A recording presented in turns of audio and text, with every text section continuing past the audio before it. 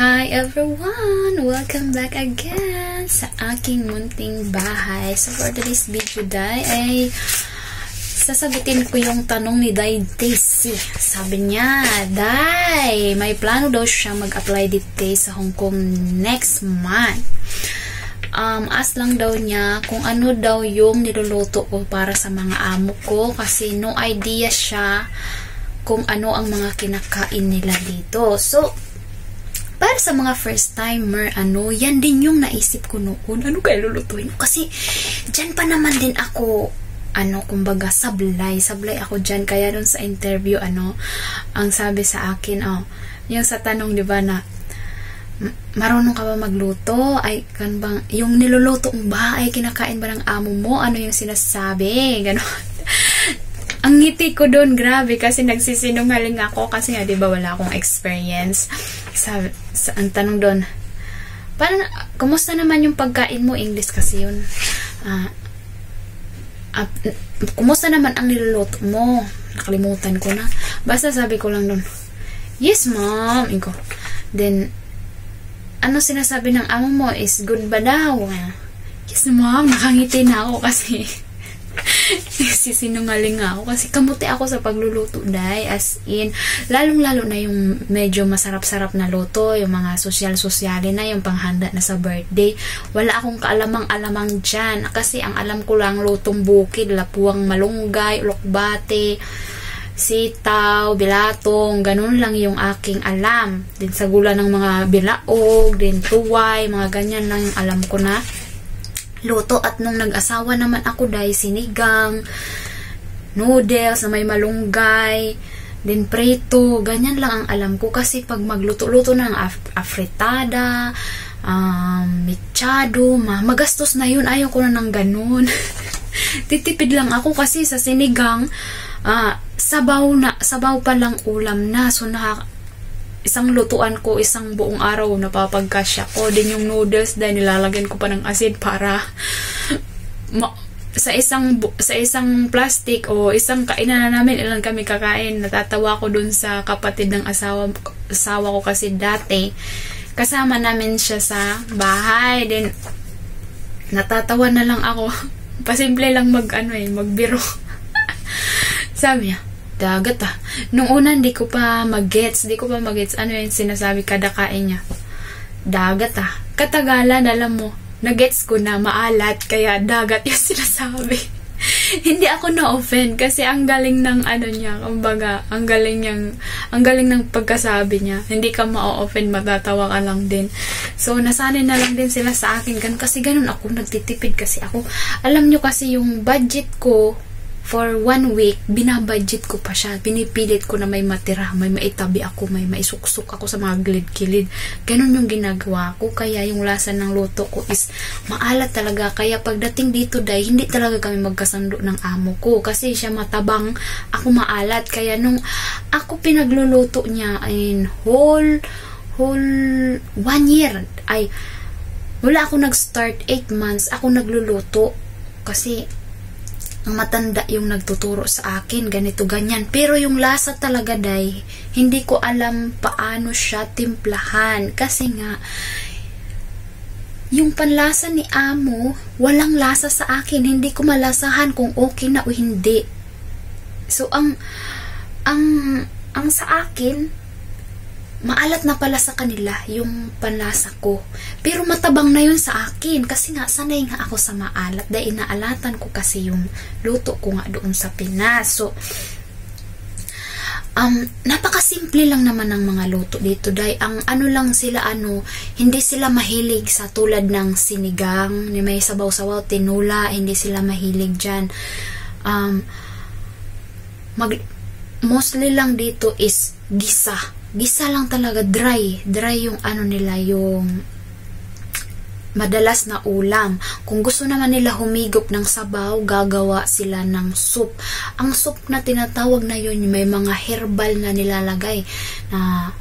Ang unang-una kong natutunan na soup is yung isda na pula. Redfish lang yung sinusulat sa akin pag nagmamarket ako, redfish. Pero nung 1 week ako noon, tinuro mo na sa akin yun, ito, Yung sinulat sa akin kasi, pag nag-market ako, ang sinusulat nila doon is, yung nababasa ko, then, nilalagay nila sa sulat nila, sa salita nila. Tulad yan, red fish. Tapos, ang red fish na yon isusulat nila kung paano sa Cantonese.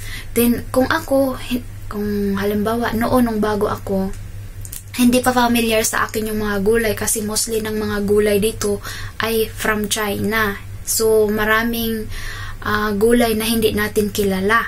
So, nung di ko pa familiar, pinapakita ko lang yung listahan ko. Then, ang gusto ko, isulat nila sa nababasa ko para matandaan ko na siya. Ito, pag sinabing Wong Choy is, siya, repulyo, yung repulyo, nakalimutan ko na sa Pinas, repulyo, yung isa, yung pataas ang yung Wong Choy, yun yung unang-una kong natandaan na salita ng Cantonese na gulay kasi yan ang una kong nakalimutan. Nung una kong nag-market, yun ang nakalimutan ko, Wong Choy. Yung nilalagay din siya sa pangnilaga yung mahaba, ano ba tawag sa atin yun? Di kasi ako madalas nagamit nun kasi mahal yun eh. So pag ako nagsigang, kangkong lang yan, tapos sinigang, tapos isang talong, ganyan lang ako. Pag mga mahal na kasi yun, hindi na ako nabili ng ganun. O diba, ang sarap ko maging asawa na pagtiyagaan ako. Tapos, ang mga niluluto nga dito is, napakasimple lang. Pag matuto ka na, pero sa una, syempre, mangangapa ka pa, hindi mo pa alam kung bawat gulay, hindi mo pa alam kung paano lutuin. Kasi meron akong isang gulay na, para siyang, para siyang, yung tinatawag na chikwa, then mabalahibo yung chikwa eh. Sana may picture ako para maipakita ko dito sa sa screen. Chikwa, then kalimutan ko na to unsan ko wa man ko sa ulirat ko ayan, choy sam, ayan. Pag nagluluto pala ito lagi kada putahe is maganda pala nito. O, diba hindi ready nag-vlog? Alam nyo naman, base ang lola nyo, mai-vlog lang. So, ganito ang arrangement namin pag nagluluto. Kasi, iba-iba yung arrangement Meron akong mga nakakausap na sila yung nagpaplano ng mga lulutuin. Yung iba naman, sinasabi ng amo nila. Tulad ko, ito. Ayan, may ganyan na iniiwan si amo, nakadikit sa ref yan, may pecha. Ang linaw kasi ng camera ko, pasensyahan nyo na, wala pa akong pambili. Tapos may lunch, may dinner. So, nilalagay na ni amo dyan kung ano ang mga lulutuin ko. So, tulad yan. Ang madalas lang naman na niluluto dito is, kung hindi ang lunch namin magluto ng rice, so, fishbowl, 6 na piraso, dumplings, 8 piraso, plus noodles, nilalagayan ni amo, ayan, lunch, then, dalawa kami yan, good for 2 person, no matanda, nakasama ko mag-alaga sa mga bata. Then, sa dinner, before yan sila umalis, pag may gulay na sa ref, before yan sila umalis, hinahanda ko na sa aking, kung anong makaya ng oras ko, hinahanda ko na yung lunch and dinner kung kailangan maghanda ng, mga gulay kasi para gahol na kasi pag kami lang dalawang bata, gahol na nag-aaral pa yung alaga ko. So sa umaga, kung anong kaya ng oras ko, nire-ready ko na siya. Yan. Cabbage, tomato, then beef, onion. Nilalagay ni amo kung ilan ang tomato, 2, beef, halagang 30, Then, onion isa with pasta, mga ingana. Kung rice naman, rice nilalagay. Tapos, nilalagay din kung ilang baon, lunch box, nilalagay din yan. Nagtatanong ako kung nakakalimutan ni amo. Then, ang madalas dito, day, kadalasan, itlog. Yan, lagi din yan namin, hindi yan nawawala in whole week. Si amo kasi ang nagpaplano ng mga niluluto. So, yun ang kinaganda, day. Kasi hindi ka stress kakaisip. Sila yung stress kakaisip.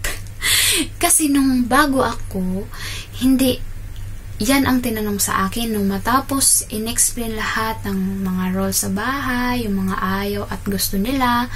Then, nagtanong, ano yung gusto mong itanong? Sabi ko, ang problema ko is yung pagluluto nga. Sabi ko, hindi ko pa na-try magluto ng Chinese food. Sabi ko.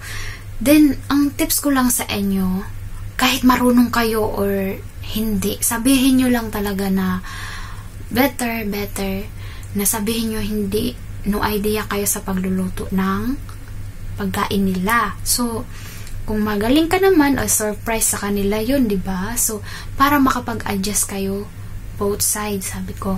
Yun lang sabi ko. Sa paglilinis, walang problema. Madali lang maglinis, diba?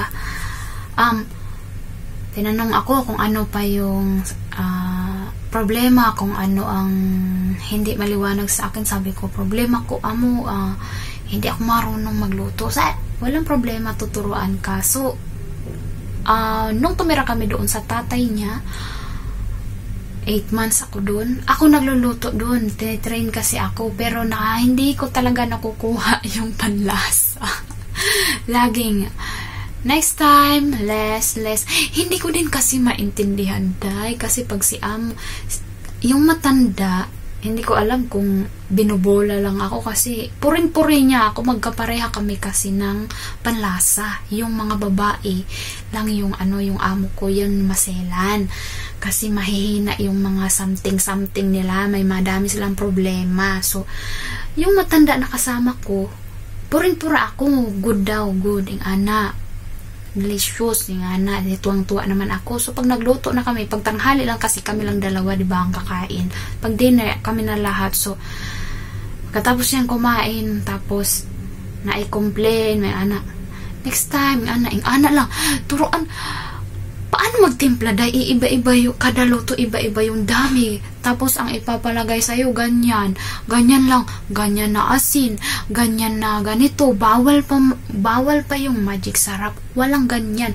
Chicken powder noon, nung nandun pa yung pag kami lang nung matanda ang kakain, naglalagay ng chicken powder pag si amo kasama.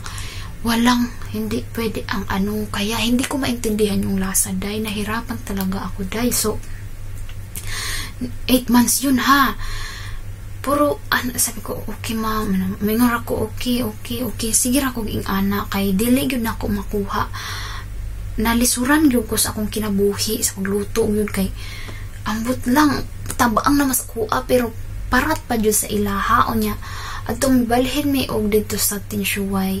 Wala na ko gipaluto kay burod naman si ato niya nag-pandemic pa, so nag-work sa bahay din.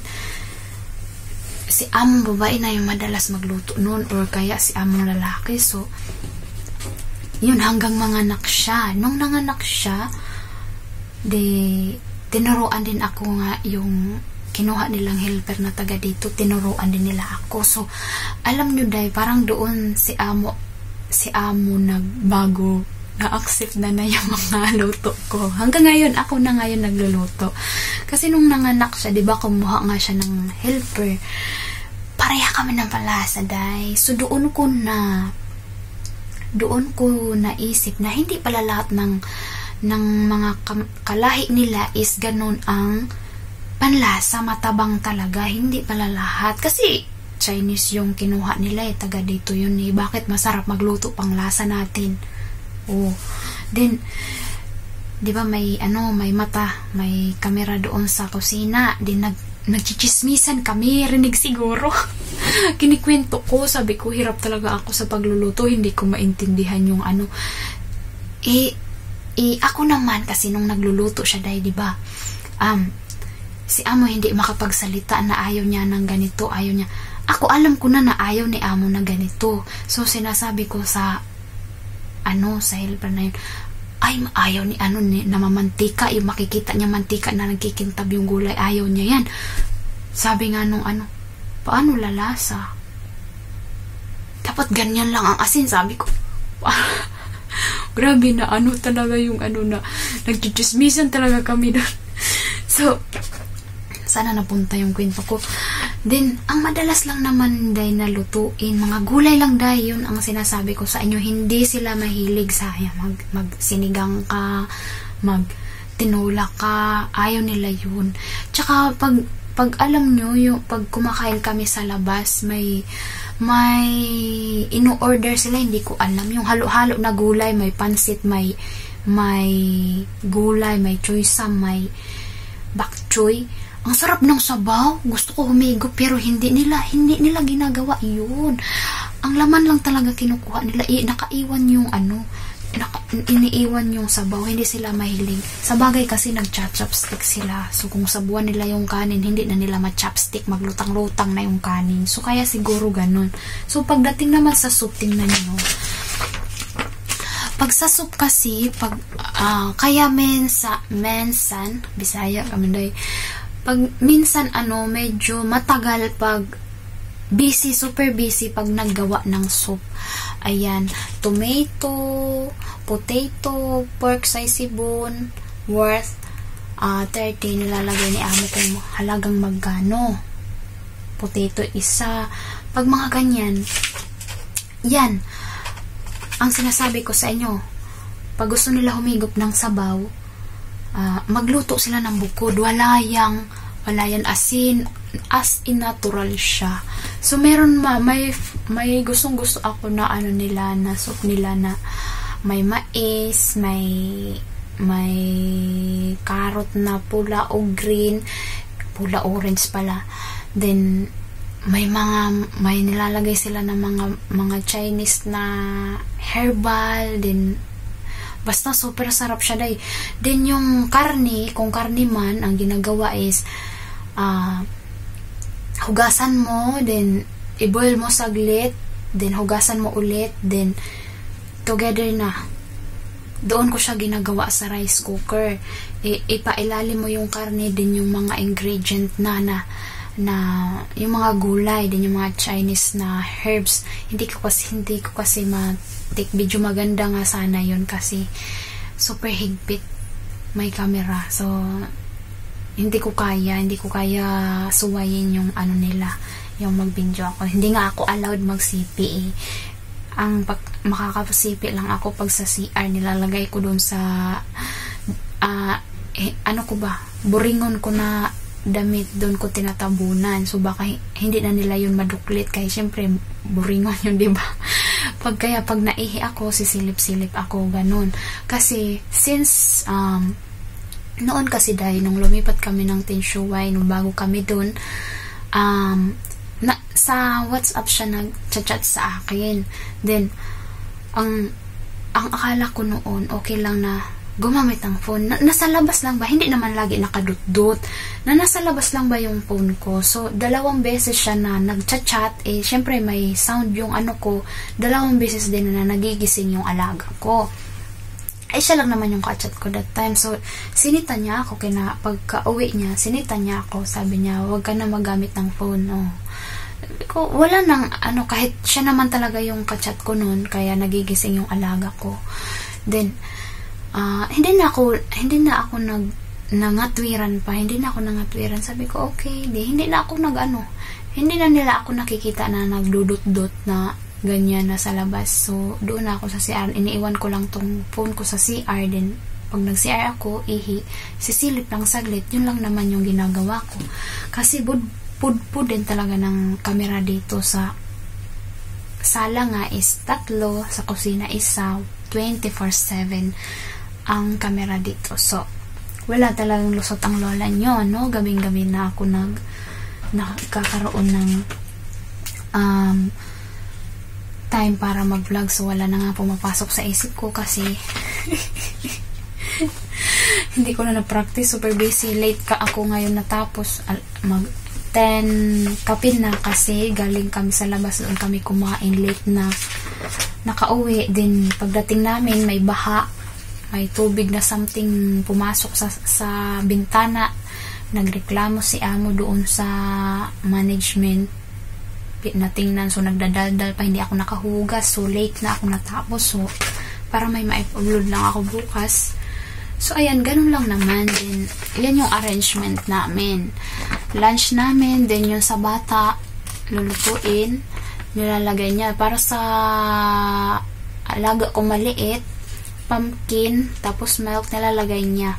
Then, pagka alas 4, prutas, pinakakain. Then, sa alaga ko naman, na malaki, ang panganay, sa lunch lang siya, sa lunch ko lang siya nilulutuan. Kasi sa sa gabi is kasalo na namin siya kumain. So kaya di ba yung last na vlog ko is doon sa na nasarapan na si amo sa luto ko, yung nakuha ko doon sa helper na hinire nila, natutunan ko doon. Pero matapos maubos lahat ng mga ingredient, yung pampalasa, pang marinate, nung binili nung helper na yon, wala na, hindi na bumili ng ulit. So back to normal kami. Walang powder, walang ganun, wala nang light sauce, wala nang dark sauce, wala na siyang ganyan. So kasi nga ang katwiran ni amo is kasama na namin kumain yung alaga ko. So ayaw nila na may asin or something. Hindi na nga ako nag-aasin, day. Ang ginagawa ko lang pag nagluluto ako, gisa ng tulad yan, chikwa, ito tomato, beef, onion, iba pala to. Ito, chikwa, pansi, parang sutanghon siya, mushroom, pork, mga ganyan. Unahin ko muna, igisa ko muna yung pork, kumbaga half cook lang ba, then igisa muna walang mantika, ganon. Kasi ayaw niya ng kunting mantika lang, as in kunting, ginaganyan lang ako, ganyan lang na dot. Pag nagbuhos ka, ganyan lang ang mantika. So nahihirapan talaga ako. Ganyan lang. Din ang mushroom, binuboil ko siya kasi medyo mabantot siya. Binuboil ko muna siya, pinapakaluan ko muna siya. So ganun ang ginagawa ko. Gisa lang siya, day. Igisa mo lang siya. Tapos ang panglast ko na pampalasa ko lang is asukal, then cornstarch, then ang sauce lang namin is yung fish sauce. Yan lang yun. Yung tatlong teaspoon, then may sukatan asukal, konting asukal, konting cornstarch para medyo malapot-lapot ng konti. Yan na yun, final. Parang ihalo-halo mo lang siya dun. So napakasimple lang pag makuha mo na, pag hindi din maselan yung amo mo. Napakasimple lang ng mga luto nila dito, day, as in. So awa naman ni Lord ngayon, hindi tulad dati nung bago ako na puro next time. Pero ang maganda sa kanila, day, may complain sila, tatapusin muna. Tapos na ako maghugas, tapos na ako lahat, mag-rest na ako, doon siya magsasabi, hindi on time na kumakain. Ano ba to? Ganyan, ganitong luto mo. Uubusin muna nila yan. Ganyan sila mag-complain. So hindi masyadong hurts, hindi masyadong masakit. Diba? Ubus naman nila. At least, diba, hindi yung tulad ng iba na mag-complain, hindi kakain, ganun. Hindi, mabait sila. So, ganun si amo. Ngayon, awa naman ni Lord, hindi na, medyo na, nasanay na din ako sa panlasa nila, yung nakukuha ko na din yung panlasa nila. So, pag kumakain yung, yung alaga ko, hinugasan nila yan, hinuhugasan nila. So, ganyan lang, napakasimple lang, Daisy, wag ka mag-alala, basta sabihin nyo lang sa interview na, no idea pa kayo paano magluto ng food nila, then sabihin mo, willing ka naman matuto ka mo. Kung sabihin nyo lang ng ganun para mag-a-adjust din sila. Hindi sila mag-expect sa inyo. Ha? Ganun lang ang tips ko para sa inyo. So, ayan naman guys for today's video. Sana may nakuha kayong kunting tips, kunting idea kung ano ang mga niluluto, madalas kainin nila dito. So, napakasimple lang dahil. Yan ang masasabi ko. Sa akin naman, ang maano lang, kasi sila ang nag-iisip. So, medyo, yan ang nagustuhan ko din. Hindi ako na-stress. So, kasi pag ikaw, meron ka pang, kakainin ba kaya atin nila to? Gusto kaya nila to? Diba, may ganyan pa. So, kung sila ang mag-isip, for sure na kakainin nila yun kasi sila yung may gusto ng ganyan. So, ayun lamang for today's video, guys. Sana may nakuha nga kayong, paulit-ulit, paulit-ulit. So, don't forget to like and subscribe nyo na rin para lagi kayong update sa mga ipopost ko. See you next vlog!